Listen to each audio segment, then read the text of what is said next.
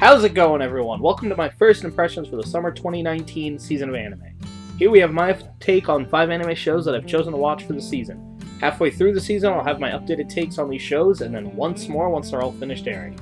So without further ado, let's get right into things. So first on our list, we have a comedy series about females trying to get massive gains, which of course I had to watch because this is basically, do you even lift, bro? The anime. And anything that can be memed to death is something I'm almost guaranteed to watch. That aside though, the first episode was fairly decent. I wasn't expecting this sort of comedic story to be so relatable, but since it focuses a lot on diet and exercise, especially through the struggle with Sakura Hibiki and her inability to control her voracious appetite, I was able to resonate with some of the jokes, for better or worse.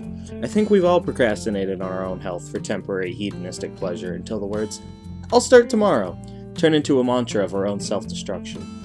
Something I both love and hate about the show is that whenever Hibiki eats something, the show feels the need to point out exactly how many calories it is she is eating. I'm not the best at maintaining a diet, but whenever I do, one strategy I tend to use is calorie counting as a way to guarantee results. Seeing it here brought traumatizing flashbacks about the struggles of dieting, but it was a small detail I'm glad they included. Hibiki ends up joining a gym and meets Akemi, a girl with a fetish for muscles that inspired her to go out and work on her own massive gains, and also meets a trainer Macho, who she initially develops a crush on. As both characters are already quite experienced at working out, Hibiki initially feels a bit inferior. However, both characters end up being quite supportive and encourage Hibiki to keep trying. The show wasn't comedy gold by my standards, but it was funny enough and surprisingly wholesome. The first episode was enough to convince me to keep watching, so I'm quite excited to see what else it has in store. Next on the list we have Fire First, which I originally was not going to watch, but then I kept seeing advertisements for everywhere, so I decided I might as well see what the big deal is. Then I hear it's made by the same creator made Soul Eater, which is sadly an anime I haven't seen more than a few episodes for, but I still thought it was a bit of cool trivia that made me a bit more interested in the show. Being a bit of a downer here, I have to say the premise was what was originally the hardest sell for me, as effectively the premise is what if we took firefighters and gave them fire powers to fight people who spontaneously combust into fire monsters, giving a shonen interpretation of the saying, fight fire with fire. But I have to say that the first episode did a lot to get me more invested and actually stuck out in my mind. It felt like a shonen type story with a main character striving to be a hero, but the setup felt smooth and quick, and I was able to get really invested in the main character in a short amount of time, and even more so in the supporting cast. The main character feels like this weird blend of Deku and Diet Bakugo from My Hero Academia. Seeing the characters from the main cast interact was probably the highlight of this first episode for me, with my early impressions going with Maki and Takahisa as favorites. But really everyone is quite easily lovable just seeing their interactions with one another. I don't know if the show will become a personal favorite of mine, but I now see a lot of potential in it that I could have easily overlooked had I decided not to check this out. So I'm really glad I went ahead and gave it a chance, and I'm really excited to see what it'll have going forward. For my third series, I'll be watching second season of Danmachi. It's been a few years since I've seen the first season, and I'm really excited to see the second. My memory is a bit hazy, so I feel like rewatching it or at least a few clips is probably going to be a must for me. But from what I do remember, I really love this show. For anyone who hasn't watched the series, it's similar to Konosuba, but with the comedy turned down a bit in exchange for a bit more romance. If you haven't seen either, I highly recommend you do, as they're both great shows, and if you like either one, you'll have an excuse to check out the other one. I could try and give a brief explanation of what I remember, but I feel that since it's a second season show, people are either going to have already decided to watch it if they're fans, or decide to not watch it while it's airing, as they haven't seen the first season. But the anime incorporates a lot of RPG elements into it, such as levels and unlocking abilities. The main setting is a large underground labyrinth with many floors known as the dungeon. The story follows Bel Cornell, a solo adventurer under the goddess Hestia. He works hard every day traversing the dungeon. One day he bites off more than he can chew, and is saved by Alce Wallenstein, one of the most powerful adventurers and an adept swordswoman.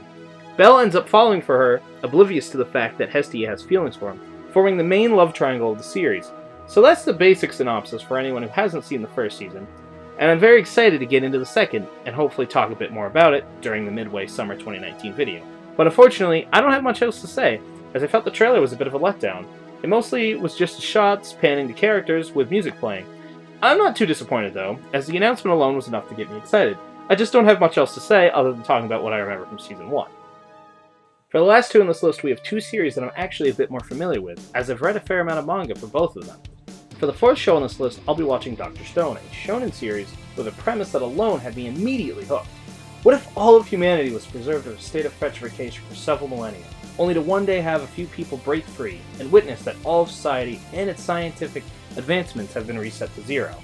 It's really interesting to watch this what-if scenario play out, as when you think about how much scientific advancement humanity has gone through, it really is quite astounding, especially within the past century alone.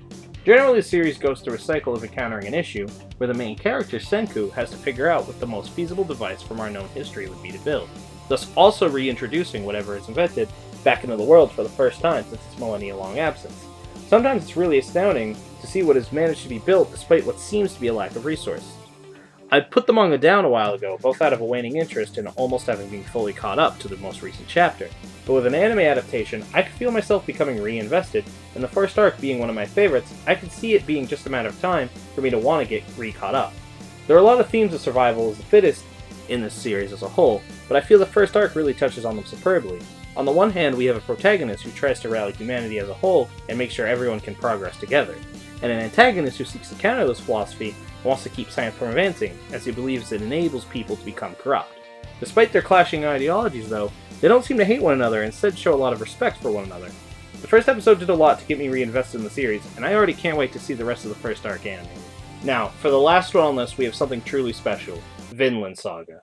Near the start of this year, I picked the series up on a whim, looking for a new manga series to get lost in, and oh boy, did I ever get lost in this series. It's not very often that a series is so good that it consumes my every thought and nearly every free moment is spent catching up and further exploring everything the series has to offer. And once I was caught up, I was floored when I heard that there was going to be an anime adaptation.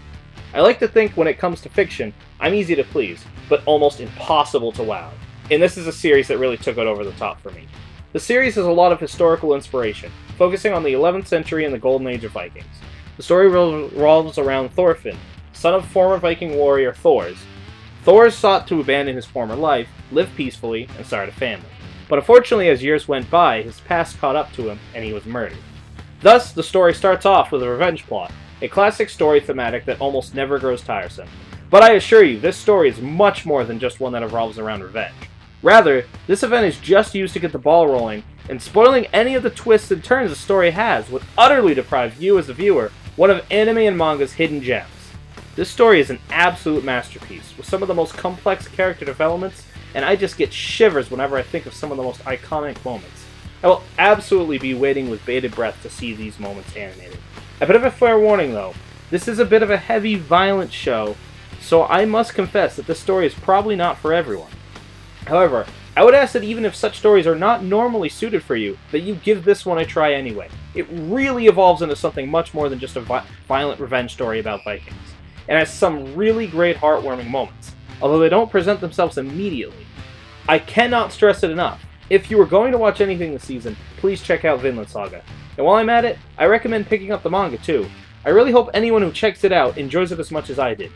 This story just might be the closest any of us mere mortals will ever get to obtaining the glory of Valhalla. And that about does it. Thank you for watching this video. I hope you enjoyed my first impressions of the Summer 29 anime season. I'm new to YouTube and currently looking to improve both in quality and size, so I'm sure you know what I'm about to ask. Please, if you would, like, comment, subscribe, and share with your friends. I'm really happy to finally be making content, so any support provided is immensely appreciated. So thank you again. I hope everyone has an amazing day. Peace out.